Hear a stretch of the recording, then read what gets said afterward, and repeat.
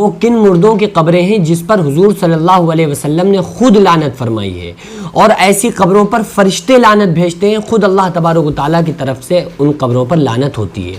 آخر وہ کون بدقسمت لوگ ہیں جن کی قبروں پر لعنت ہوا کرتی ہے؟ ویسے تو آپ نے سنا ہوگا کہ دنیا میں جو انسان ہیں، انسانوں میں سے قرآن مقدس میں اللہ تعالیٰ نے فرمایا لعنت اللہ علی الکاذبین، یہ زندوں کے اوپر،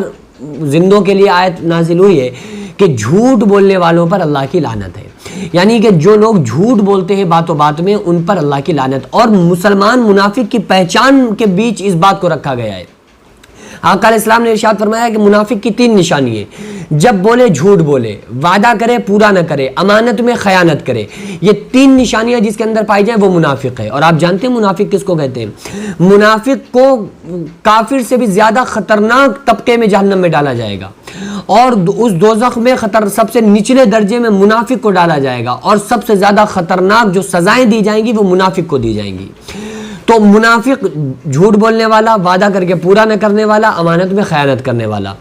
تو ایک تو وہ ہو گیا جو انسان جھوٹ بولتا ہے تو اس پر اللہ تبارک و تعالیٰ نے لعنت فرمائی ہے، لعنت اللہ علی الکاذبین، جھوٹ بولنے والوں پر اللہ کی لعنت ہے۔ دوسرا آقا علیہ السلام نے ارشاد فرمایا کہ بے پردہ عورتوں کو قبروں پر گھومنے پھرنے والی عورتوں پر لعنت ہے،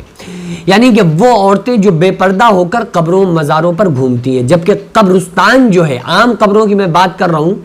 اور اولیاء کرام کی قبر پہ بھی جانے کا مقصد فیض حاصل کرنا ہونا چاہیے۔ بے پردگی کے ساتھ تو بیت اللہ میں جانے کی اجازت نہیں ہے، تو کسی مزار پہ جانے کی اجازت کہاں سے ہو سکتی ہے؟ رہا سوال عام قبرستان، لوگوں کے قبرستان کا، تو جو لوگ اکثر و بیشتر پکنک منانے جاتے ہیں تو یاد رکھو کہ آقا علیہ السلام نے فرمایا کہ میں نے تمہیں قبروں پہ جانے سے روکا تھا، لیکن اب میں تمہیں اجازت دیتا ہوں کہ جایا کرو، کیونکہ اس سے آخرت کی یاد آتی ہے اور دنیا سے بیزاری ہوتی ہے۔ اگر کسی عورت کو کسی قبرستان پر یا مزار پر جانے میں کوئی فتنہ اس سے سرزد ہونے کا اندیشہ ہے تو پھر اس کو جانے سے پرہیز کرنا چاہیے، اور بلا وجہ اور بغیر پردے کے تو گھر کے دروازے پر عورت کو کھڑے ہونے کی اجازت اسلام نہیں دیتا ہے۔ اب وہ کون لوگ ہیں جن پر حضور صلی اللہ تعالیٰ علیہ وسلم نے لعنت فرمائی ہے؟ آقا علیہ السلام نے کبھی بھی کسی کے اوپر کوئی ایسا جملہ نہیں جو کسی کو برا لگا ہو، یا کسی کے دل کو تکلیف پہنچانے والی کوئی بات زبان سے بھی ہمارے نبی صلی اللہ علیہ وسلم نے نہیں نکالی، کیونکہ آپ رحمت للعالمین ہیں۔ جب طائف کے میدان میں آپ کو لہو لہان کیا گیا، اس وقت فرشتے آ کر کہہ رہے ہیں کہ اے اللہ کے رسول صلی اللہ علیہ وسلم، اے میرے آقا ایک اشارہ کر دیجیے، طائف کے جو پہاڑ ہیں ان کو ملا کے ان لوگوں کو اس کے بیچ میں بھینچ کے رکھ دیں، ان کو دبا دیں، ان کی ہڈیاں سرما بن جائیں گی۔ آقا علیہ السلام نے فرمایا کہ نہیں، اے فرشتوں چلے جاؤ، مجھے تمہاری کوئی ضرورت نہیں ہے، اور میں امت کے لیے رحمت بن کر کے آیا ہوں، مجھے امید ہے یہ نہیں تو ان کی آنے والی نسلوں کی نسلیں ایمان لے کر کے آئیں گی۔ لیکن جو خدا کے دشمن تھے، جو دین کے دشمن تھے، ہمارے نبی صلی اللہ تعالیٰ علیہ وسلم نے ان سے جنگ بھی کی۔ اب آقا علیہ السلام احد سے واپس ہو رہے تھے، ایک جنگ سے واپس ہو رہے تھے، اور ایک گڑھے کے اندر وہ لوگ جو کہ دشمن تھے ہمارے نبی صلی اللہ علیہ وسلم کے، وہ گڑھے کے اندر پڑے ہوئے تھے، جس میں ابو لہب، عتبہ، شیبہ وغیرہ اس گڑھے کے اندر پڑے ہوئے تھے، جو کہ بڑے بڑے سردار تھے اپنے لوگوں میں۔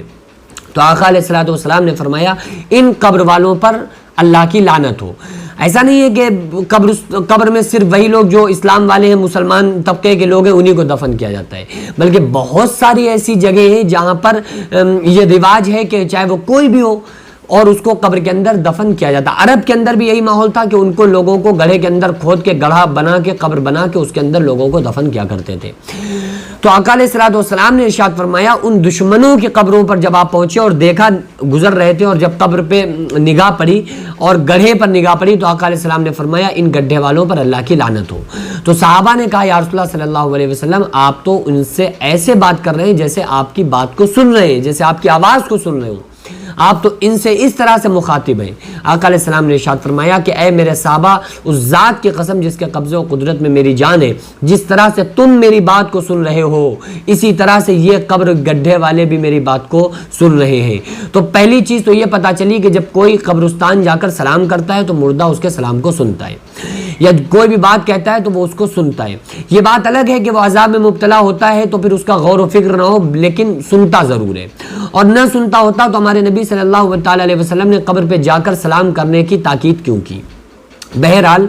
ایسے لوگ جو ہمارے نبی صلی اللہ علیہ وسلم کے گستاخ ہیں، جو دشمن ہیں، تو بزبان نبی صلی اللہ علیہ وسلم ایسے لوگوں کی قبروں پر آقا علیہ الصلوۃ والسلام نے لعنت فرمائی ہے۔ دوسرے وہ لوگ جن کی زندگی جھوٹ بولتے بولتے گزر گئی اور جو منافقین کی صف میں آ گئے، تو مرنے کے بعد بھی جن چیزوں کو انہوں نے پرموٹ کیا، مثلا جھوٹ کو انہوں نے پرموٹ کیا اور ان کی وجہ سے لوگ اور جھوٹ بولنے والے بنے، تو پھر لوگوں کے جو قبریں ہوتی ہیں ان قبروں پر بھی اللہ کی رحمتیں نہیں اتر سکتی۔